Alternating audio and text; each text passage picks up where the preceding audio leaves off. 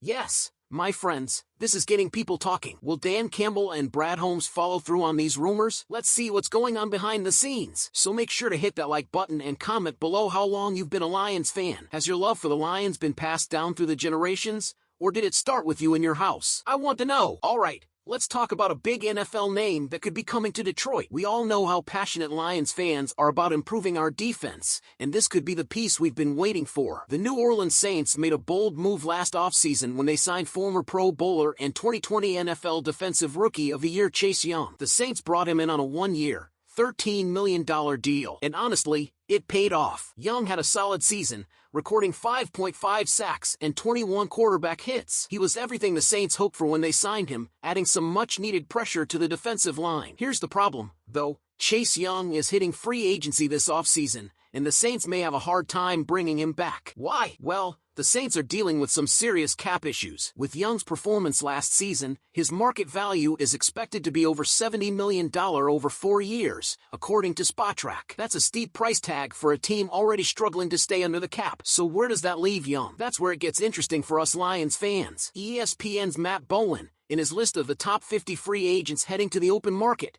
named the Detroit Lions as the best team fit for Chase Young. Yes, you heard that right, the Lions. Bowen believes Detroit could be the ideal landing spot for Young, and here's why. Picture this. Dan Campbell's defense gets even more daunting with Chase Young lined up alongside Aiden Hutchinson on the edge. That's a scary duo for any quarterback trying to survive in the pocket. Young's numbers last season were solid, and his 46 pressures tied for 11th in the league. Adding him to the mix could be a game-changer for our defense. Bowen describes Young as a low-risk signing with potential. That's a big deal, Lions fans. We all know how devastating injuries were to our defense last season, so adding someone like Young, who is still in his prime, could really elevate our pass rush and defensive unit as a whole. Think about it. A defensive line with Hutchinson and Young could make life a lot tougher for NFC quarterbacks. Now here's the big question. Can the Lions make it happen? While Young is an excellent addition, we all know how difficult it can be to manage the salary cap and bring in top-tier talent. But let's not forget that the Lions have been making smart moves lately, and this could be another one of those low-risk, high-reward opportunities. It's also worth mentioning that with how close the Lions have come to being the best team in the NFC in 2024, this could be the final piece of the puzzle for Detroit's defense to really make a run at it next season. Adding Young could solidify a pass rush that was already showing promise but has been somewhat hampered by injuries. So, what do you think, Lions fans? Would adding Chase Young be the move that takes our defense to the next level? Do you think the Lions should try to sign him, even with his potentially high price tag? Or do you think we should look elsewhere? I want to hear your thoughts in the comments below. Alright,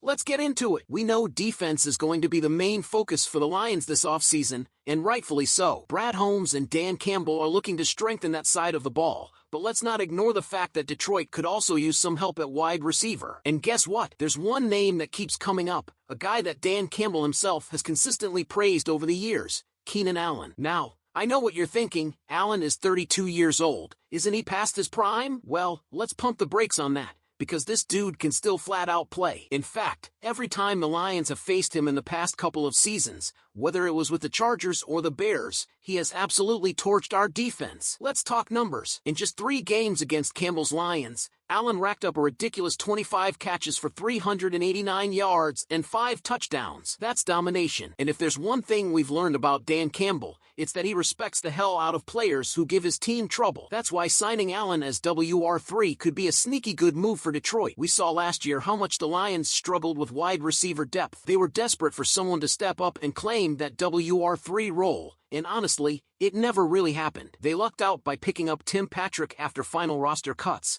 but going into another season without a reliable third receiver, that's a risk this team can't afford to take. Now, don't get me wrong, the Lions will almost certainly draft a wide receiver at some point, but adding a proven veteran like Allen would bring instant reliability and leadership to the group. And here's the kicker, Allen is exactly the type of player Detroit loves. He's versatile. He can play in the slot, 342 snaps in 2024, or line up outside, 272 snaps in 2024, and be effective in both roles. Oh, and did I mention he's a solid blocker too? That's something Campbell and Ben Johnson value highly in this offense. But let's talk about the most important thing, production. The Lions need a receiver who can keep drives alive, someone who can be that security blanket for Jared Goff on third downs. That was Josh Reynolds' role in 2023. he caught 40 passes, and 32 of them were for first downs. That's huge. Tim Patrick stepped up a bit with 20 first downs on 33 catches, but Keenan Allen, he had 43 first down catches in 2024 out of his 70 total receptions. That's exactly the kind of reliability Detroit needs in a WR3. So what's the price tag? This is where it gets even more interesting. According to cap experts Joshua Quaipo and Kyle DiDomenicantinio,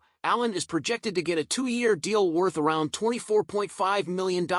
That is incredibly reasonable for a guy who can instantly make this offense more dangerous. Think about it, Amon-Ra St. Brown, Jameson Williams, and Keenan Allen as your top 3 receivers, that's a group that can do serious damage. Now, of course, this all depends on whether the Lions actually pull the trigger on this move. But let's be real, Campbell has always been a fan of Allen. He fits the system perfectly, and the cost is totally manageable. It just makes too much sense. So, Lions fans, now it's your turn. What do you think? Would you like to see Detroit go after Keenan Allen to solidify the receiving core, or do you think the team should focus entirely on the draft? Drop your thoughts in the comments below. We all remember the moment. Week 6 against the Dallas Cowboys, Aiden Hutchinson went down with a broken leg. It was brutal, not just because he's one of the best players on this team, but because he was on a Defensive Player of the Year trajectory. This guy was dominating. Losing him felt like a gut punch to the entire Lions defense. But then, a glimmer of hope. Reports started surfacing that if the Lions made a deep playoff run, maybe even all the way to the Super Bowl, Hutchinson might be able to return. That kept fans dreaming. Could we get our star edge rusher back just in time for the biggest game in franchise history? Well, now we have some clarity. On Monday, Hutchinson dropped a video of himself running at the Meyer Performance Center in Allen Park. And while it's great to see him back on his feet,